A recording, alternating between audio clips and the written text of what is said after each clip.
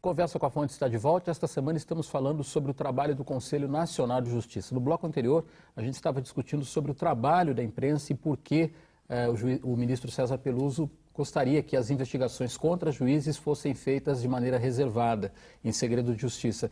Eu gostaria de saber do senhor, doutor José Lúcio Glombi, como essa situação, como é que o senhor vê essa situação que o doutor Anderson estava comentando no bloco anterior? Eu respeito a posição do doutor Anderson Furlan e eu acho muito ponderada. No entanto, eu vejo como fundamental o respeito à liberdade de expressão, liberdade de imprensa, com responsabilidade, evidentemente. Eu acho que a imprensa tem o dever até de divulgar, nós temos o dever de ser informados do que acontece. A liberdade de expressão, no meu entender, até é fundamento para a nossa democracia. Não existiria a democracia não houvesse a liberdade de expressão e a imprensa tem colaborado muito com isso. Eu entendo que no Brasil nós temos uma liberdade de imprensa e, às vezes, realmente a imprensa exagera um tom de uma ou outra situação, mas isso faz parte da própria liberdade que deve ser exercida e aquele que exagera deve ser responsabilizado e pode ser responsabilizado. No caso específico dos membros da magistratura, que são analisados pelo Conselho Nacional de Justiça, tem a sua análise sobre a ótica da exposição pública, nós notamos nos casos que aconteceram que isso foi revelado em assuntos absolutamente fundamentados. Não houve nada que houvesse, até hoje, no meu entender, não houve nada nesta área que fosse destoado da realidade. Então, o Conselho cumpre o seu papel e a imprensa cumpre também o seu papel. Camila. Posso mudar um pouquinho aqui Claro. o viés da conversa? Não, só voltando à nossa análise do CNJ e das corregedorias locais, o ministro Celso de Mello, em um dos julgados em que ele refez uma decisão da ministra Eliana Calmon, do CNJ, ele disse que o CNJ só deve intervir em 4 situações. Quando a corregedoria do tribunal local, quando houver inércia dos tribunais locais, a corregedoria dos tribunais locais, quando houver indícios de simulação de investigações, procrastinação das apurações ou quando o tribunal for incapaz de promover com independência procedimentos para responsabilizar os magistrados. Como fazer com que haja essa atuação externa do CNJ e fazer com que a corregedoria efetivamente exerça o seu papel, já que é formada por desembargadores do próprio tribunal que vão acabar investigando os próprios pares?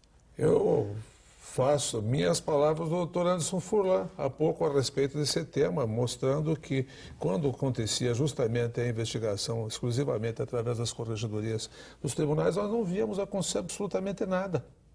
Porque ali há um problema, um é amigo do outro, há aquela relação muito próxima.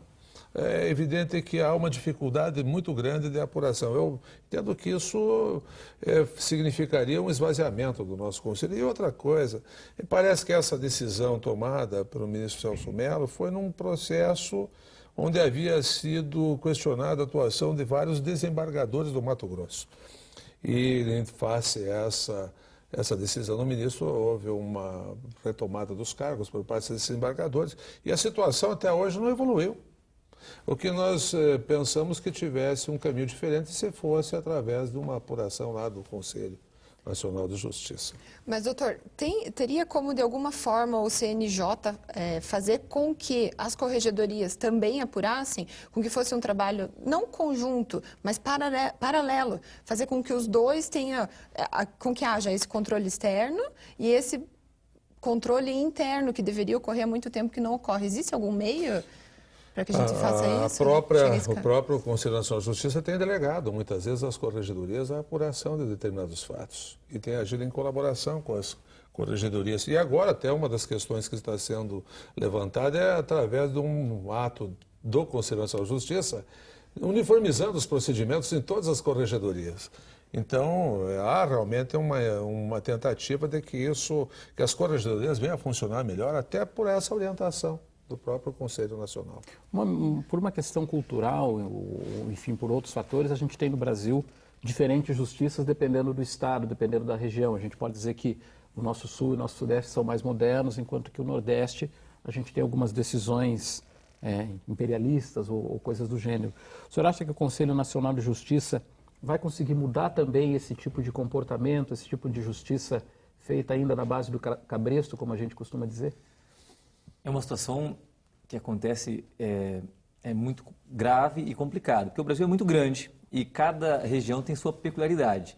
O que o CNJ, por exemplo, apurou, que há juízes do Norte e Nordeste, e também alguns no Sul, não é uma exclusividade do Norte e Nordeste, mas que, por exemplo, tem uma rotina de trabalho mais, vamos dizer, curta do que os demais juízes. Por exemplo, trabalhava só terça, quarta e quinta. Não é? O CNJ tem atuado para isso acabar. Nós descobrimos vários casos, por exemplo, aí pelo Brasil inteiro, de juízes patrimonialistas, ou seja, que usavam os bens públicos como se fossem seus. Usavam o carro para levar o carro oficial para levar o filho na escola. Teve um caso do Maranhão, onde o CNJ descobriu que no Tribunal de Justiça existiam mais policiais militares lotados para a segurança dos desembargadores que nas ruas de São Luís do Maranhão, né? Os oficiais de ordem dos desembargadores. Que é um absurdo. Temos o caso também, agora já mudando o foco, né, não da peculiaridade regional, mas também é disseminado pelo Brasil, que o CNJ atua muito bem, dos cartórios. Quando seriam resolvidas as situações dos cartórios pelas corregedorias locais? Nunca. Por quê? Porque no Tribunal de Justiça do Paraná, que é um caso emblemático, há dezenas de cartorários sendo processados pelo CNJ porque assumiram seus cartórios de forma irregular, muitas vezes apadrinhados por membros do corpo judiciário, os quais às vezes eles nomeavam filhos, noras, genros, e quando eram impugnadas, as impugnações não prosperavam. Isso tem no Brasil inteiro e o Paraná é um estado emblemático nesse caso. Tanto que o CNJ teve uma decisão do ministro Gilson Dipp, que é histórica, que mandou os cartorários que assumiram irregularmente deixarem seus cargos. Muitas foram questionadas. Mas será que sem o CNJ isso existiria? E em cada estado há mais ou menos problemas como esse. E o CNJ tem atuado de forma nacional para tentar impedi-los. Camila? Já que o senhor falou dos cartórios, o que o senhor vê de 2005 para cá, desde a instalação do CNJ? O que mudou? Ou como o senhor vê esse trabalho desempenhado pelo CNJ nesses 6 anos? 5 ou 6 anos? Mudou principalmente a mentalidade do judiciário, né? Porque o CNJ tem exigido que o judiciário trabalhe como na iniciativa privada, ou seja, que ele tenha metas, que ele racionalize os recursos públicos, que ele racionalize a mão de obra, que ele tenha horário, que ele tenha rotina para trabalhar eficazmente. O que não poderia era como antes, ou seja, ilhas isoladas e o juiz trabalhando como se fosse o senhor absoluto daquela situação sem prestar contas à sociedade. Esse é um mundo que ficou no século XX, XIX, XVIII, que não se coaduna mais com o século XXI e os princípios que a sociedade espera que o judiciário cumpra. Então, hoje a gente precisa de uma gestão profissional, que o CNJ trabalhe para que o judiciário como um todo funcione e que a população, repito, não seja punida pela demora no julgamento dos seus processos, na parte administrativa. Na parte disciplinar, estamos sendo premiados com exemplo. O CNJ mandando cartorários que assumiram irregularmente saírem dos seus cartórios, o CNJ mandando juízes que estão trabalhando mal, com ineficiência, cometendo irregularidades, sejam afastados das suas funções, para que, de novo, o judiciário consiga depurar o seu corpo e prestar o melhor serviço para a população. Vocês conversam entre vocês, juízes, sobre essa atuação e até a forma de agir de vocês mudou depois da existência do CNJ? Sim, os juízes conversam sobre isso. Por exemplo, quando surgiu a Meta 2, os juízes deveriam julgar todos os processos ajuizados até 2005, por exemplo, eu não me lembro a data. Mas aquilo surgiu uma comoção no judiciário, foram feitos dezenas de mutirões, os juízes vestiram a camisa e conseguiram zerar o estoque do poder judiciário. Então isso foi uma grande conquista para a população, porque processos que eram considerados difíceis, ficavam jogados num canto, os juízes foram obrigados a trabalhar naquele processo para terminá-lo. E por isso conversavam com os juízes, pegavam ideias, faziam mutirões para poder trabalhar mais. Então os juízes conversam sim entre si e eu posso assegurar que em sua maioria os juízes aprovam a atuação do CNJ.